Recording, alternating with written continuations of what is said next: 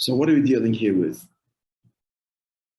What's the fundamental core question? The fundamental question, underlying question is, one Eibishter. So why not create with Shem Havaya alone, one singular source? Why must there be a plurality at the outset?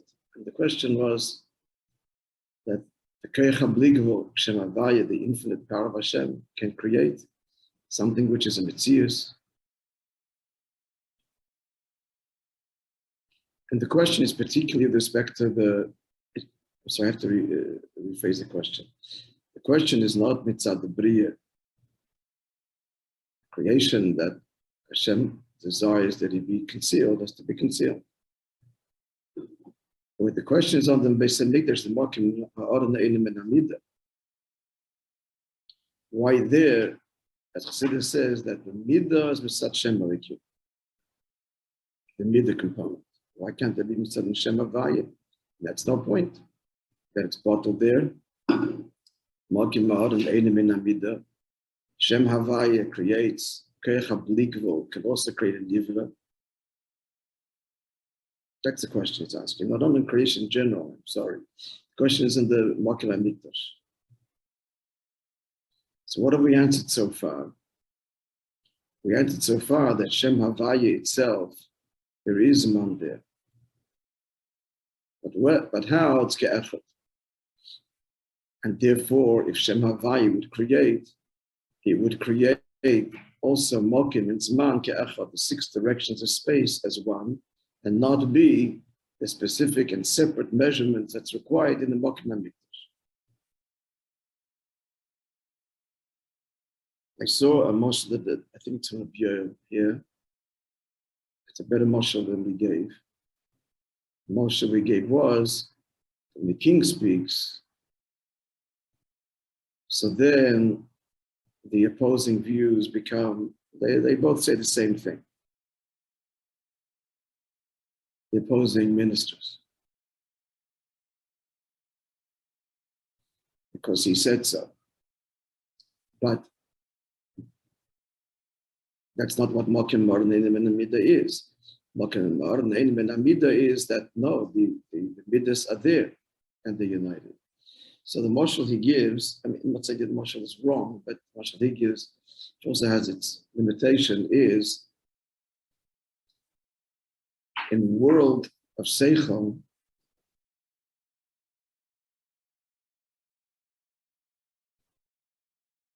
I think it's the mashal he gives, I have to look it up.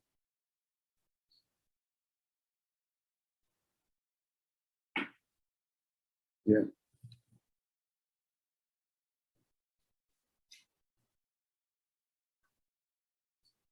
I'm not thrilled with the mashal so much. The mashal is a seichel. He says that there's a prat in the seichel in the idea that's mechayiv, attraction to the thing, ava. Then there's a prat in the seichel that engenders yira. Now, the actual emotion, we get down to the world of the emotions. That's not the world of the seichel. The seichel is interested just in its objective value. What's seichel? Seichel is interested in the objective value of something. Why love? Because of its maila. But in the world of seichel, it's the maila that's of interest. As a consequence of that, yes, therefore there's an attraction to it. It's a consequence of this boldness that engenders yira, so there's an emotional response. But the emotional response, as they manifested, is a dover gas. That's not the world of seichel. In other words, seichel by definition is objective, and midas by in their own world by definition is subjective. And they're not a maila for the seichel. So what's the mashal here? The mashal here is not in the world of the midas, but as the midah is engendered by seichel, so they're ba'achtos, because what lights there is the seichel, not the midah. You're not feeling, you're not hearing the separate. In the world of seichel, what you're observing, what you're experiencing, what you're seeing there is not the separate midas, but the seichel. So this part of the seichel, it's an ava inyan. This part is a yira inyan, but it's what's not being manifested is, as he says, that each midah in its own place, adarabah, each midah is in each measure of the mokim kodesh hakadoshim, the mokim modern. On the contrary, in the world of seichel, that's what it means by beke'echad. What's the midas ake'echad? Because it's the seichel that's mechayev it. As far as the seichel is concerned, it's not more invested. The problem with this moshel is it really overlaps with what comes later. The point of the seichel is a lot more invested in this consequence or the other consequence. Let the consequence be what it is. Av or yira. Point is the objective mile. It's a good thing, not a good thing. It is the approach of seichel is the objective value. That it engenders a midah, okay, fine. But it's not the seichel, the world of seichel is not about the feeling, it's about the value. And therefore the feelings are be'achtos, because this feeling, that feeling, lo mishaneh, doesn't make a difference in the world of seichel. If it's a good thing, it's a good thing, objectively. If it's a thing that's good, but okay, you could use the example of bad, therefore yira. It can be a good thing that also engenders yira. But it doesn't matter exactly the nature of these oneness, but you get the point. The point is in the olam haseichel, the midah is of per se, it is the result, and it's their take. So you have the midah in the seichel, therefore be attracted, and therefore be withdrawn, repelled, yira. But as the midas exist in the seichel, so we're talking about this is the marshal here of koach hadvul beings in the koach habligvul, rather rephrase that. The nivra created close in proximity, bekiruv, to the Shem Havaya, where there's no filter at all. That's akin to, let's get to what I'm trying to say. His marshal here is akin to the midas in the seichel, where it's not the midah per se that is of interest or draws attention. The directions are not what draw attention. This one's in this place and that's in that place. They don't have direction there. What do you have there? The objective truth. The objective truth is this prat here is valuable, this prat's not valuable. So therefore the consequences, the midah consequence, as they exist in seichel, are not bestidu zelazev im ke'echad. Because what are they expressing? Value. What's the value? What's the rational definition of this? Attractive, good or bad, right or left? It's kind of similar to Moishe when the king speaks. So the Moishe is better because here there is a different midas. The point is, it completely buckle to the seichel. And that's not the kavanah. The kavanah is not that seichel speaks, and the midah is of just a consequence, but that the midah, the physic, the reality is the separate directions, the separate measurements of the mokim modern, chesed gevura, and that's not achieved if the creation is b'shem havaya only. Summary, that's like having the midas existing taka, but we're in seichel. Where, as far as seichel is concerned, it's even more. As far as the seichel is concerned, like a midas, but you're getting the world of seichel, getting emotionally caught up is a chesed. Caught up. And if seichel had its way, to be attracted or rejected dispassionately, it would still be a seichel, still be a midah, in the sense of either you're drawn to it or you're withdrawn. But in the world of seichel, if that's the person was only mamash sichli, that's all, and midas did not emerge as born as children, independent, quote unquote, then even your attraction and even your withdrawal is dispassionate, because it's all obligated by rationale. That's not makim out and in midah. That again, this was a marshal of the midas insight. Sheralkin has to be shemalikim, that produces the midah mamish in its own world. And afal piken, then comes tzarich lahavin. Well, how does that unite? Maybe you can have the midas completely bottled in the seichel, and not bestirred by achtos. The seichel illuminates, and still there is the chesed and gevuras, the shamayim, the yellow opinion. It's not emotional. It's not an emotional argument. An objective opinion.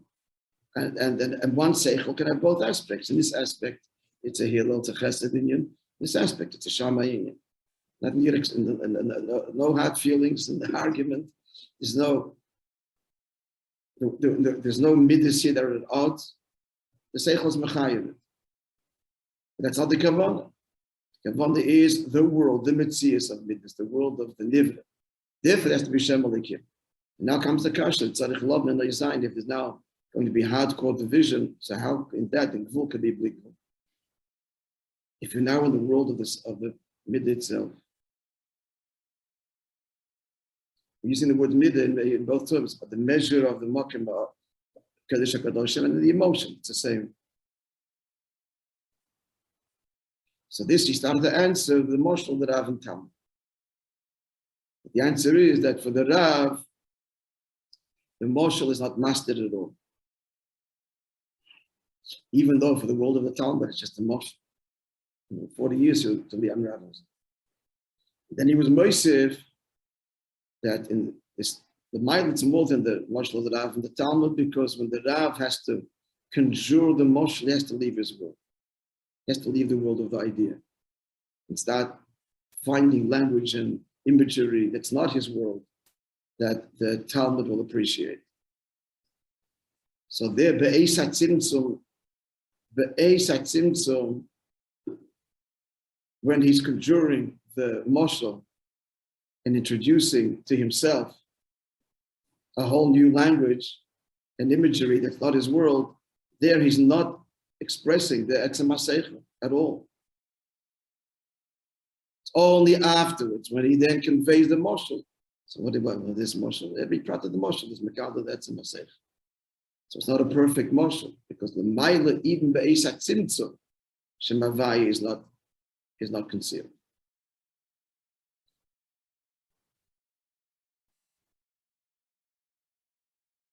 Now what's the difference? Because the Rav has to go outside of his world to what?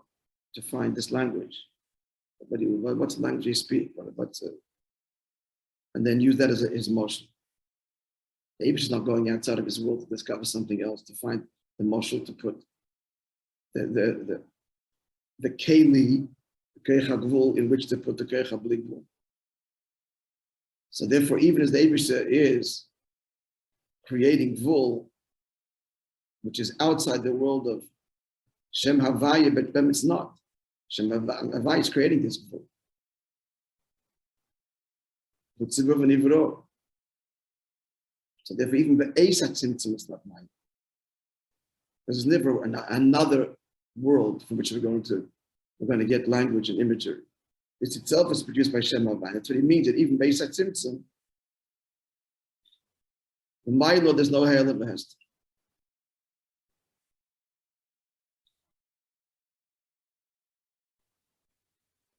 Now, if you want, fellas, I can send you the burim of the Maimer. One of them is 125 pages.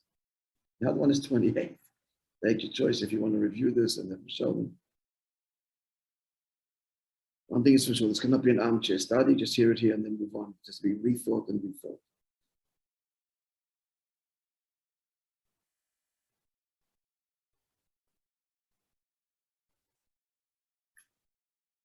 And again, you know, what does it mean to think Chassidus? Just in your head, there's the McGill student, and just no agenda, just explain to me. I just want to understand what you're saying.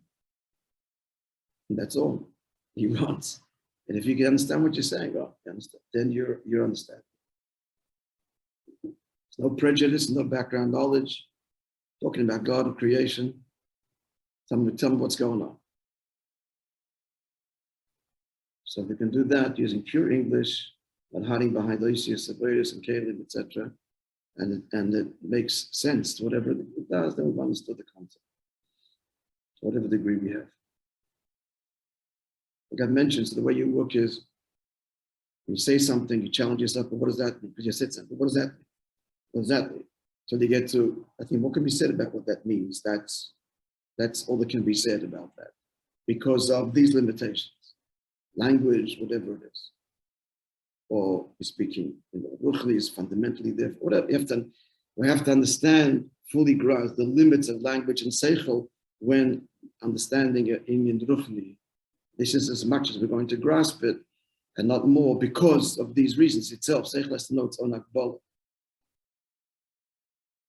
Like in the Maimah, the Mishalim itself, he pointed out the limitations of the Mashal because of the inherent limitation, like I said just now. That the Mashal of the Rav doesn't apply L'mayla because he has to get something from outside of his world. So therefore, Beisat Tzimtzum, the idea is beheld. Not so L'mayla, it's something outside of God's world.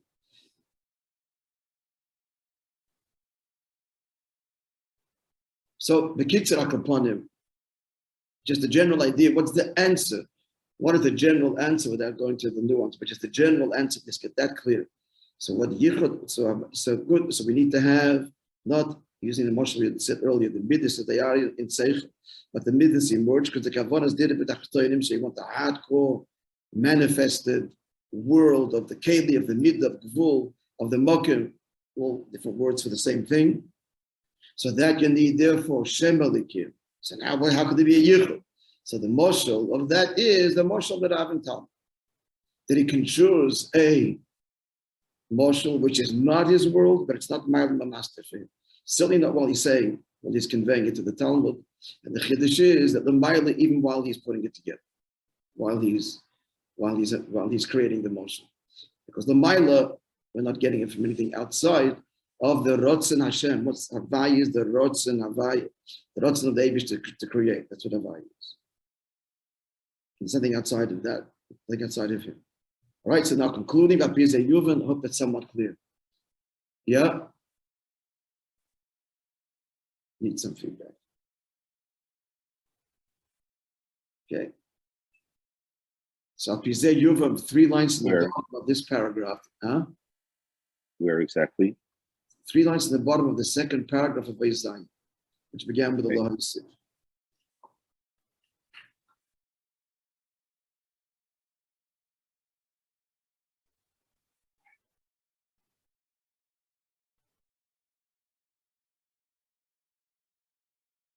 Sorry, guys.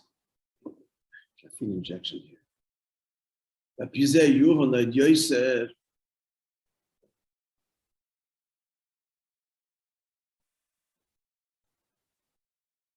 So having just said that he did that the Maila, mitzad the Maila, like the Rab, the Tzimtzum is not mastered, does not conceal every detail of the story, notwithstanding it's a different language,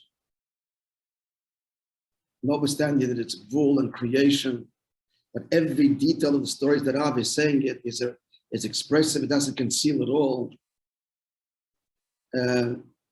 The idea for the Rav. It's in halacha that brings the example of covering yourself. An entity can't hide itself from itself.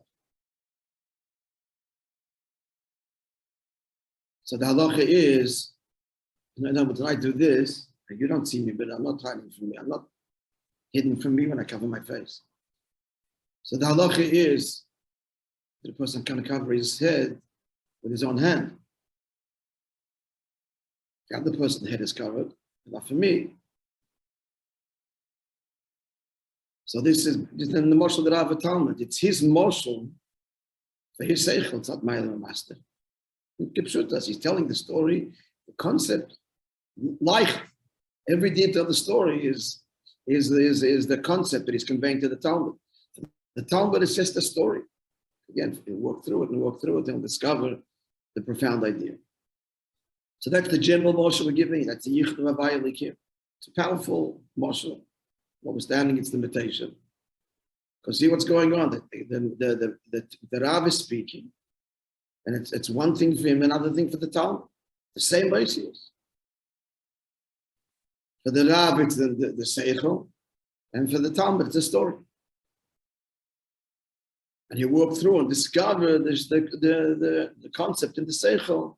That our avodah is Leilam Hazeh to reveal and acknowledge that creation is ongoing, and that's the only reality of creation.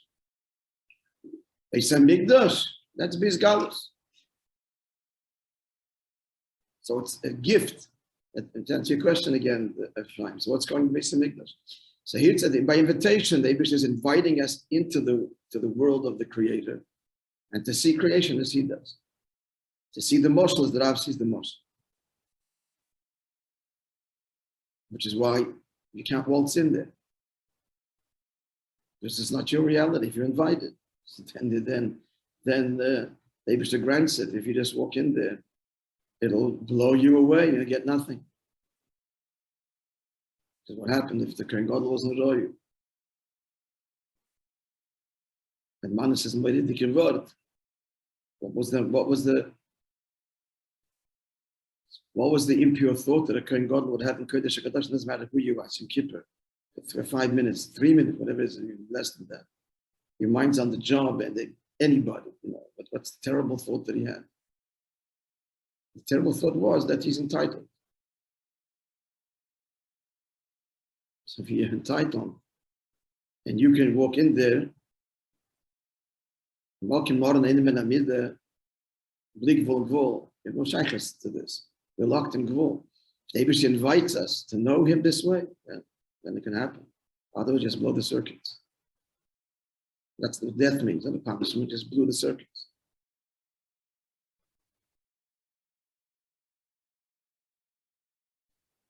It's any thought that's in the Kodesh HaKadoshim.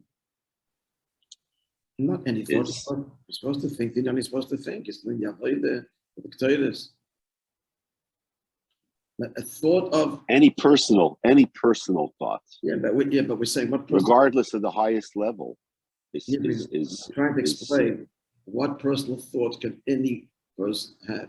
Because you're in Kodesh HaKadoshim, Yom Kippur, the whole world is looking at you. Is anybody going to be distracted? No one's going to be off the spectrum. So what's the thought here? And first of all, what he's doing is very difficult. First, it requires concentration. It's a very difficult avodah that he shouldn't spill one grain. He may not spill one grain of the k'toyres. He's got to get it inside. He's got to get it inside his two hands. His two hands. The golden. How does he do it? It's either with his teeth, or he does it with under his arm. It's the whole. You don't have to be anybody at all to be totally focused on. It's the attitude. The point is the attitude. We say the machshava, the attitude is that he's entitled, that we need to say that, yeah, he's earned this. I'm going to experience this. You can't, you're granted the experience. Friends, the moshel is, we've mentioned many times, that the Kodesh HaKadoshim is the bedroom, that's described, Cheder Amitis in Tanakh, what story there. And it's what it's a place with Eibush and man and creation are one. The Yichud of Vaylikim, V'hayla Basadach. So the point is, intimacy is not a right, not entitled.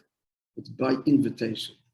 And if it's my right, he's destroyed it. Destroyed it. It's not intimacy, that is abuse. Very big, very small, very subtle. It's using you. And it's not using you. It's by invitation, which is why it's by her cycle, etc. She determines. Now his job is to murder the desire, something else. Because why should she want you? So, to murder that. But at the end of the day, the whole yichud can only be on her terms. Then you become one. Otherwise, you're using or swallowing her, whatever it is, and that's not oneness. That's not yichud.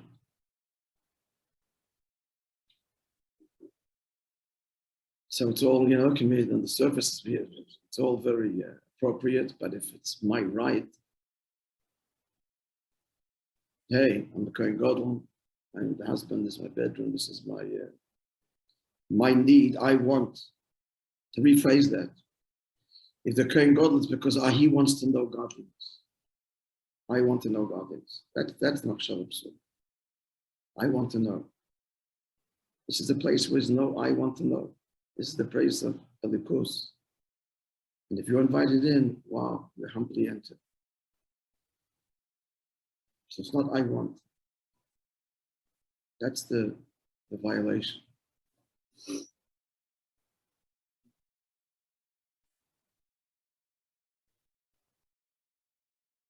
Thank you.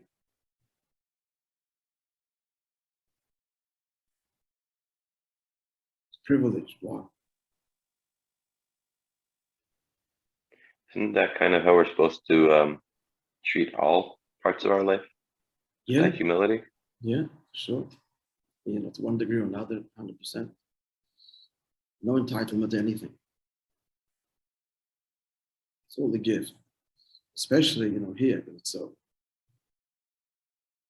you've engaged somebody else in such a deep way. And this person's open to you so deeply that how much more so, and how consciously and transparently must that be in the sense of the gift and the privilege.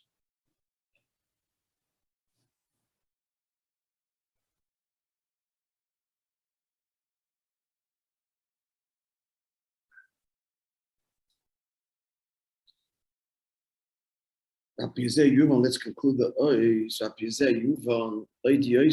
so again, the marshal that gives here, that the marshal is the marshal. The marshal that the Rav gives, and it's not Mayalim or master at all. So therefore, less than Asar Hedge.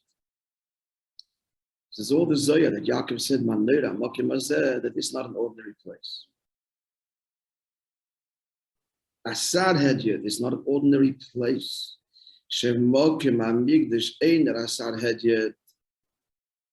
That the place of the Mikdash itself, because Shem Havaya being revealed there, every detail is expressive of the master, inseparably from the master himself, from the seichel of the master.